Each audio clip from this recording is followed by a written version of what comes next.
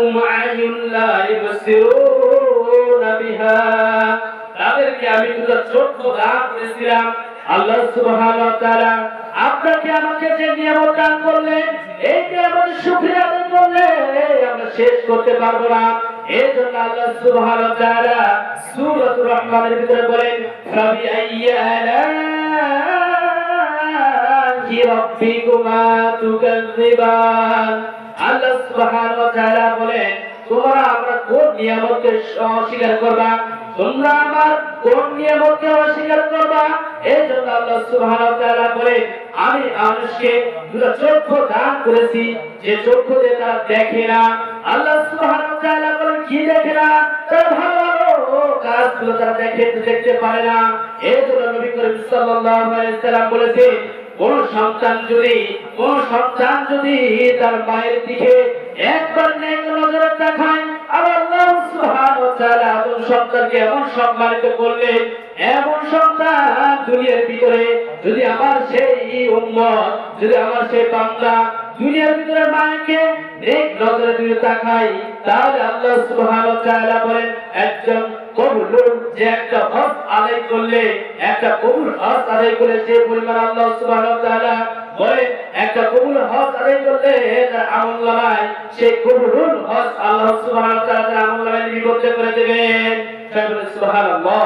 আল্লাহ রাসূল সাল্লাল্লাহু আলাইহি ওয়াসাল্লাম বলে, যে ব্যক্তি, যে নেককার সন্তান একবার তার মায়ের দিকে নেক নজরে তাকাবে, একবার মায়ের দিকে নেক, বাবার দিকে নেক নজরে তাকাবে, আল্লাহ সুবহানাহু ওয়া তাআলা বলে তার আমলনামায় একটা কবুল হজ তাকে দান করা হবে। যে পরিমাণ আমরা দুনিয়ার ভিতর থেকে যে আমরা হজ করার জন্য সে মক্কাতে যাই, যে কি লক্ষ লক্ষ টাকা দিয়ে আমরা খরচ করে যাই, কিন্তু আল্লাহ সুবহানাহু ওয়া তাআলা বললেন, রাসূলুল্লাহ সাল্লাল্লাহু আলাইহি ওয়াসাল্লাম বলেছে যে তুমি যদি তোমার মায়ের দিকে, বাবার দিকে একটা নেক নজরে থেকে একটা মুস্কি হাসি দাও, তাহলে আল্লাহ সুবহানাহু ওয়া তাআলা বলবেন, এই দু চোখ দিয়ে তুমি মায়ের দিকে তাকালে, এই তাকার কারণে আল্লাহ সুবহানাহু ওয়া তাআলা একটা উমরা, যে একটা হজ করলে যে পরিমাণ ফায়দা হবে, আল্লাহ সুবহানাহু ওয়া তাআলা তার আমলনামায় লিপিবদ্ধ করে দিবেন।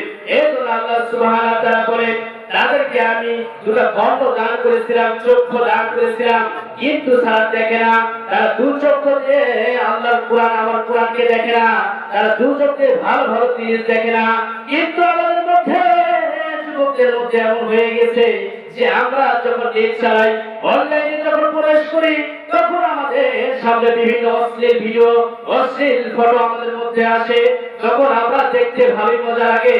কিন্তু আল্লাহ সুবহানাহু ওয়া তাআলা বলেন, আমি এদেরকে জাহান্নামে দেব, যাদেরকে আমি দুটো চোখ দান করেছিলাম, যে চক্ষু দান করার পরেও তারা ভালো জিনিস দেখে না, বুঝে দেখে না।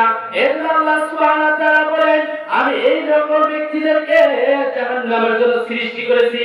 এবং আল্লাহ সুবহানাহু ওয়া তাআলা বলেন, ওয়ালাহুম আযানুন লা ইসমাউনা বিহা, ওদেরকে আমি কান দান করেছিলাম, একটা দুটা কর্ণ দান করেছিলাম, যে কান দিয়ে তারা ভালো ভালো জিনিস শুনবে, আল্লাহ তাআলার কোরআনের কথা শুনবে, আল্লাহ তাআলার সেই বাণী শুনবে। এই জন্য আল্লাহ সুবহানাহু ওয়া তাআলা প্রত্যেক মানব, প্রত্যেক আদম সন্তানকে দুটো কান দান করেছেন, যে কান দিয়ে তারা আল্লাহ তাআলার কিরাত, আল্লাহ তাআলার বাণী শুনবে, রাসূলের বাণী শুনবে, বিভিন্ন ওয়াজ মাহফিলের কথা শুনবে। আমরা বর্তমানের মধ্যে আছি যাদের কানে মাইকের আজান যাচ্ছে, মাইকের কথা যাচ্ছে, কিন্তু আমরা না শোনার ভান করি। কিন্তু আল্লাহ সুবহানাহু ওয়া তাআলা আজকে আমাদেরকে এই ময়দানে কবুল করেছেন। এর জন্য আমরা সুন্দর সুন্দর কোরআনের কথা, হাদিসের কথা আমরা শুনতে পাচ্ছি। আল্লাহ সুবহানাহু ওয়া তাআলা এদেরকে বলেন, আমি ওদেরকে দুটো কান দান করেছি, যা দ্বারা তারা শোনে না। কি শোনে না? তারা ভালো ভালো আল্লাহ তাআলার কিরাত, আল্লাহ তাআলার বাণী তারা শুনতে পায় না। তারা সবসময় অশ্লীল গান বাজনা নিয়ে ব্যস্ত থাকে। আল্লাহ সুবহানাহু ওয়া তাআলা বলেন, আমি এদেরকে জাহান্নামে পরিচালিত করে দেব। এর জন্য আল্লাহ সুবহানাহু ওয়া তাআলা বলেন, আমি বনি আদমকে তিনটা জিনিস দিয়ে তার কিয়ামতের ময়দানে জাহান্নামকে উদ্ধার করা হবে। যখন তাদেরকে আমি কি করেছিলাম, দুটা তাকে একটা অন্ত দান করেছিলাম, তারা অনুধাবন করে না। এবং তাদেরকে আমি দুটা চক্ষু, তাদেরকে আমি চক্ষু দান করেছিলাম, যে তারা শোনে না। এবং তাদেরকে আমি কর্ম দান করেছিলাম, তারা শোনে না। আমি রব্বুল আলামিন এদেরকে জাহান্নামে দেব। এজন্য আল্লাহ সুবহানাহু ওয়া তাআলা বলেন উলাইকা কালআনাম, এরাই হচ্ছে চতুষ্পদ পশু, এরাই হচ্ছে সবচেয়ে, আল্লাহ রাব্বুল আলামিন বলেন বাল হুম আদল, এরাই হচ্ছে সবচেয়ে নিকৃষ্ট। আমাদের দুনিয়ার মধ্যে সবচেয়ে নিকৃষ্ট আমরা সকলে বলতে পারি কোন জিনিসটা হবে? কুকুর হবে। আমাদের দুনিয়ার ভিতরে সবচেয়ে সবচেয়ে নিকৃষ্ট খারাপ জিনিস হচ্ছে কুকুর। কিন্তু আল্লাহ সুবহানাহু ওয়া তাআলা এত সুন্দর করে আল্লাহ তাআলা আমাদেরকে সৃষ্টি করলেন, এই সৃষ্টি করার মধ্যে সেই মানুষকে আল্লাহ আশরাফুল মাখলুকাতে বললেন যে কি দাঁড়ায় সবচেয়ে নিকৃষ্ট। এই জন্য আল্লাহ সুবহানাহু ওয়া তাআলা বলেন